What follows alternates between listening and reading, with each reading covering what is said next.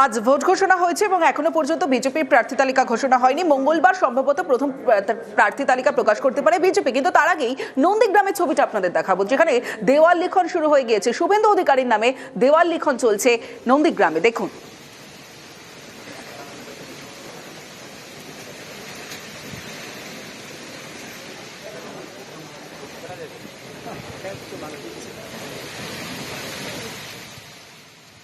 ভারতীয় জনতা পার্টি আমাকে না লড়ালেও ঠিক আছে, লড়তে দিলেও ঠিক আছে, আর আমাকে জিজ্ঞেস করলে আমি বলবো আমি নন্দীগ্রামেই লড়বো। তারপরে বিজেপি যদি বলে এটা করতে হবে ওটা করতে হবে, তাই হবে। নন্দীগ্রাম আমার ভদ্রাসন এবং আত্মিক সম্পর্ক। আমাকে যদি লড়তেই হয় নন্দীগ্রাম রেখে আমি অন্য কিছু ভাবতে পারি, সেটা আমি আমার অধিকার আছে বলার, দলের কাছে আমি বলেছি, বলবো। নন্দীগ্রাম নিয়ে কোনো দ্বিমত দ্বিচারিতা নেই।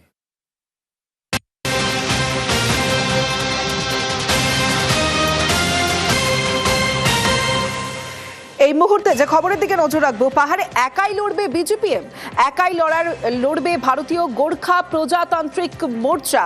কেন এই সিদ্ধান্ত? ইতিমধ্যে কি প্রার্থী ঘোষণা করেছেন অনিত থাপা? জানবো। আমার সঙ্গে পার্থ প্রতিম রয়েছে।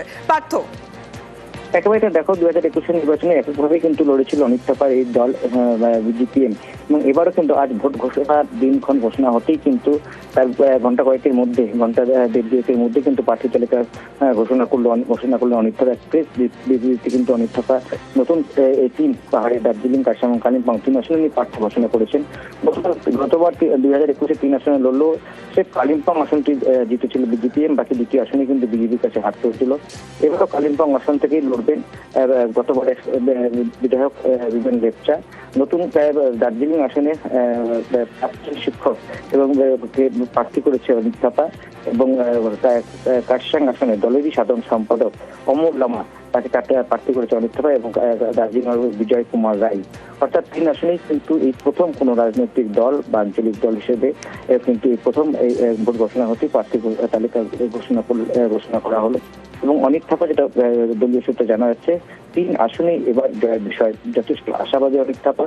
কেননা গত 5 বছরই পাহাড়ে তিনি অনেক কাজ করেছেন বিজেপির পক্ষ থেকে, এবং তার লিখেই কিন্তু তিনি আশাবাদী যে এবার শুধু কালিম্পং নয়, দার্জিলিং এবং কার্শিয়াং আসনে জয়ী হবে বিজেপিএম। বেশ।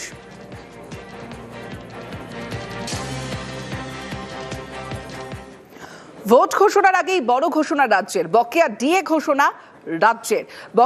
ঘোষণা করেছেন রাজ্য সরকার। 2026 সালের মার্চ মাস থেকেই বকেয়া মহার্ঘ ভাতা মিলবে। বকেয়া ডিএ দেওয়ার ঘোষণা করেছেন মুখ্যমন্ত্রী মমতা বন্দ্যোপাধ্যায়। 2009 সাল থেকে বকেয়া ডিএ দেবে রাজ্য সরকার। সব সরকারি কর্মচারী, পেনশনভোগীরা বকেয়া ডিএ পাবেন।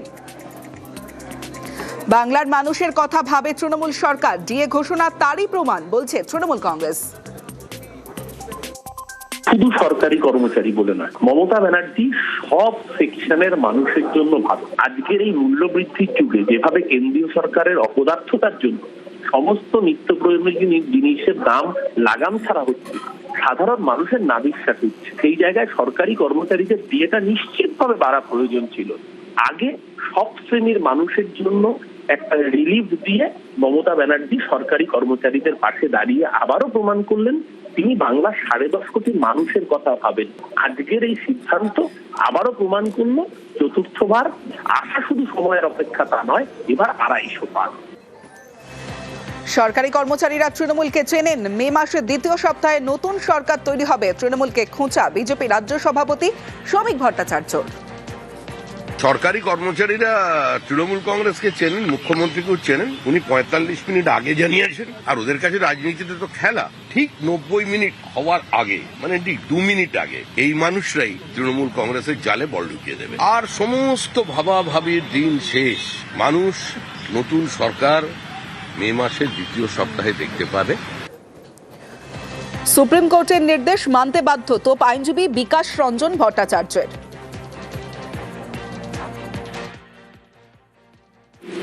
এটা ঘোষণা করলেন, কবে দেবেন? এতদিন তো বলছিলেন টাকা নেই। এটা হচ্ছে ভোটের আগে একটা ভোটা দিলেন, দেওয়া হবে, কবে দেওয়া হবে, তারপর নির্বাচন ঘোষণা হয়ে গেছে, এখন তো দিতে পারবো না, আমি তো ঘোষণা করে দিয়েছি।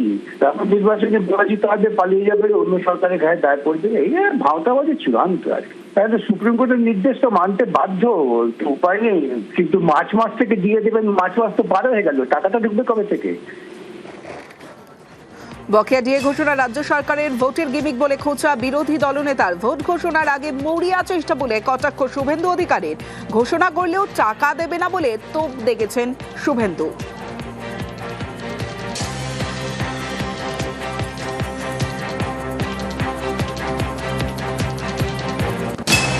লড়াই এখন বাকি রয়েছে বলছেন সংগ্রামী যৌথ মঞ্চের আহ্বায়ক ভাস্কর ঘোষ।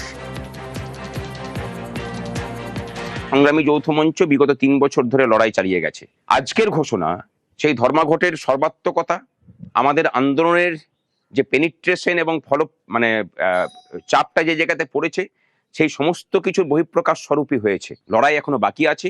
2019 রূপার বকেয়া ডিএর পরিমাণ 40%। আমরা ভুলে যাচ্ছি না, আমরা উৎসবেও মেতে উঠছি না, কিন্তু আমরা এটুকু বুঝতে পেরেছি যে আমাদের লড়াই সঠিক ছিল, আমাদের লড়াই সঠিক আছে, ভবিষ্যতেও লড়াই সঠিক পথেই চলবে।